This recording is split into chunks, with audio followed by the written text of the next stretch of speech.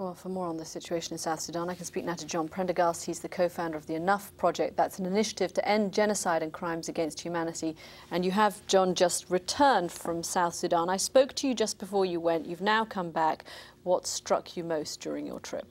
I think how fast this war is degenerating.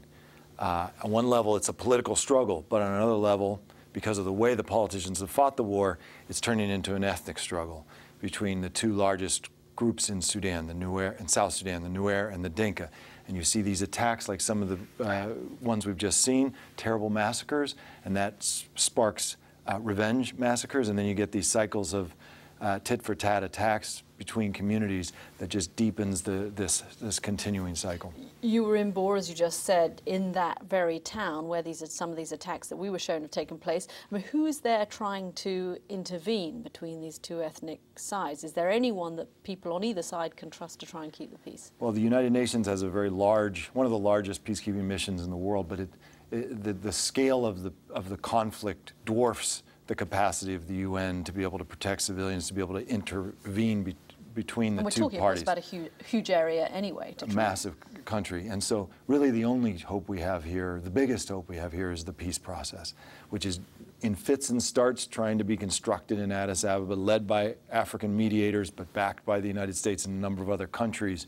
That's really, if they don't find a way to accommodate the politicians who have used the war to achieve their objectives, then I'm afraid this is going to get worse and worse. Does the peace process, though, become harder when you have killings like we've just seen in Bor, and whatever the politicians might be saying to themselves in Addis Ababa, my family's just being killed by Nuer or by Dinka, I want to take revenge? Yeah, you can already see the hardening of attitudes on either side because of the nature and scale, the shocking nature of the atrocities that have been committed by forces on both sides.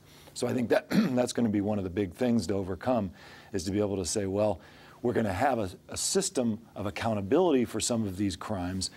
We know that. Now let's get down to the brass tacks of the political disputes and try to address those. But that accountability question is a really key one. Usually they sweep these kinds of crimes under the rug and total impunity reigns, but this time we're going to have some accountability. John, it was so recently that the world celebrated the creation of its youngest member state.